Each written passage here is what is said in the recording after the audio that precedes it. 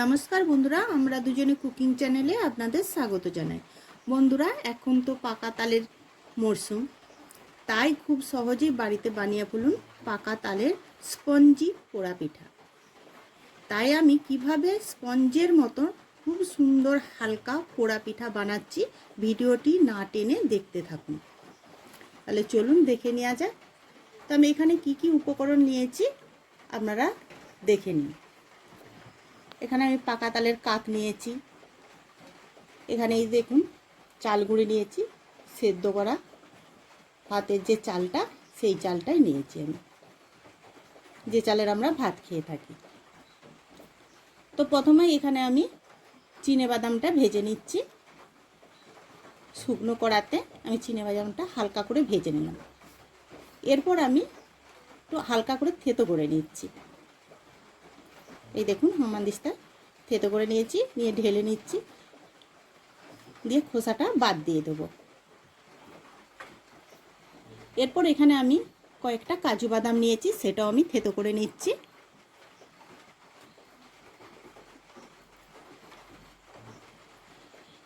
এরপর এলাচ নিয়েছি গোটা চারেক, সেটাও আমি থেতো করে নিচ্ছি,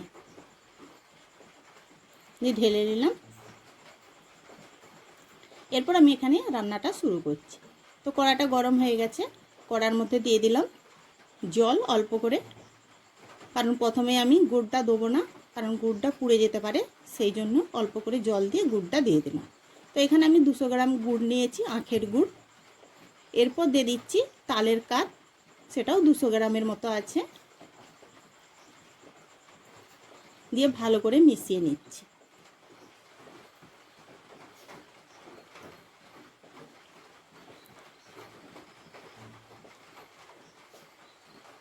তো গুড় আর তালের কাজটা ভালোভাবে মেশানো হয়ে গেছে। এরপর আমি অল্প করে দিয়ে দিচ্ছি জল, ওই বাটিটা ধুয়েই দিলাম, হাফ বাটির মতন জল দিয়ে একটু ভালো করে ফুটিয়ে নেব। এরপর এর মধ্যে মিশিয়ে দিচ্ছি কিশমিশ, কাজু বাদাম থেতো করে রাখা। এরপর দিয়ে দিচ্ছি চিড়ে বাদাম, সেটাও আমি থেতো করে রেখেছিলাম, সেটাও দিয়ে দিলাম। এরপরে দিয়ে দিচ্ছি এলাচ, এলাচটাও আমি থেতো করে রেখেছিলাম, সেটাও দিয়ে দিলাম। এবার অল্প অল্প করে চালের গুঁড়িটা দিয়ে ভালো করে মিশিয়ে নিচ্ছি। এই দেখুন, এইভাবে আপনারা অল্প অল্প করে দিতে থাকবেন আর মিশাতে থাকবেন। একবারে দেখবেন একটা থকথকে একটা ডো বানিয়ে নেব। খুব সুন্দরভাবে ভালোভাবে আমি এখানে মিশিয়ে নিচ্ছি। এই দেখুন, এটা খুব সুন্দরভাবে একটা ডো বানিয়ে নিয়েছি। তো হাতে করে এবার আপনাদেরকে দেখিয়ে দিচ্ছি। এই দেখুন, দেখবেন এটা যে চালের গুঁড়িটা নরম হয়েছে কিনা। দেখলাম ঠিক আছে। এরপর আমি ঢাকা দিয়ে রেখে দিচ্ছি। ঢাকা দিয়ে এই কারণে রাখছি, ঠান্ডা করার জন্য। এরপর এখানে আমি প্রেসার কুকারে করে বানাবো, তো তাই প্রেসার কুকারের সিটিটা খুলে দিচ্ছি আর রাবারটাও খুলে দিচ্ছি। এরপর এখানে আমি কলা পাতা নিয়েছি। তো পোড়া পিঠা বানানোর জন্য তো কলা পাতা লাগবেই। তো কলা পাতা প্রথমটা আমি কলা পাতা দিয়ে ভালো করে বিছিয়ে নিচ্ছি, একটু মোটা করে দিতে হবে। 2-4টা কলা পাতা দিয়ে দিলাম। এরপর এখানে যে ডোটা তৈরি করে রেখেছিলাম সেটা আবার ঢেলে নিচ্ছি, নিয়ে কলা পাতায় সুন্দর করে আমি সাজিয়ে নেব।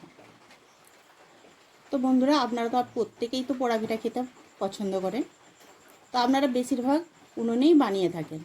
তো আজকে আমি বানিয়ে দেখালাম প্রেসার কুকারে। তো আপনারাও ঝটপট বাড়িতে বানিয়ে ফেলুন প্রেসার কুকারে তালের পোড়া পিঠা। এইভাবে সুন্দর করে মুড়ে নিতে হবে কলা পাতা দিয়ে। এরপর উপর থেকে আরেকটি কলা পাতা দিয়ে দিচ্ছি, দিয়ে খুব ভালো করে মুড়ে নিচ্ছি। এরপর আমি প্রেসার কুকারের মধ্যে দিয়ে দিচ্ছি।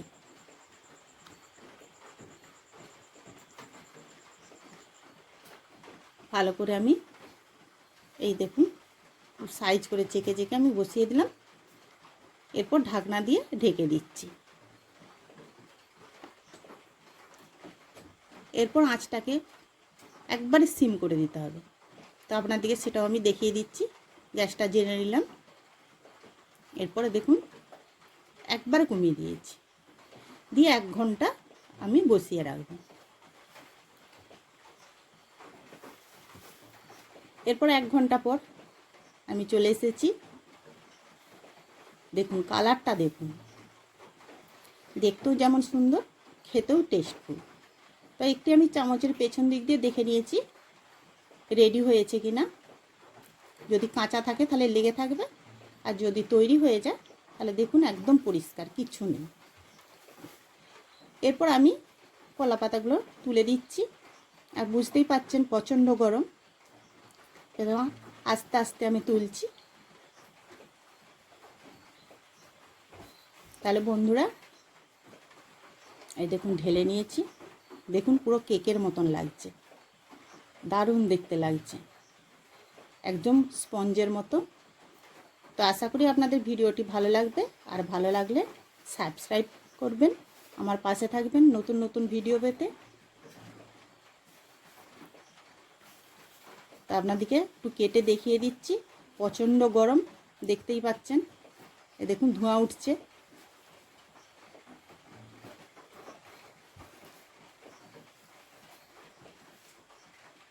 এই দেখুন কত সুন্দর হয়েছে দেখুন, আর খেতেও টেস্টফুল। তাহলে বন্ধুরা আবার কোনো ভিডিওতে দেখা হবে আপনাদের সাথে। ভালো থাকুন, সুস্থ থাকুন। কত সুন্দর স্পঞ্জের মতন হয়েছে দেখুন।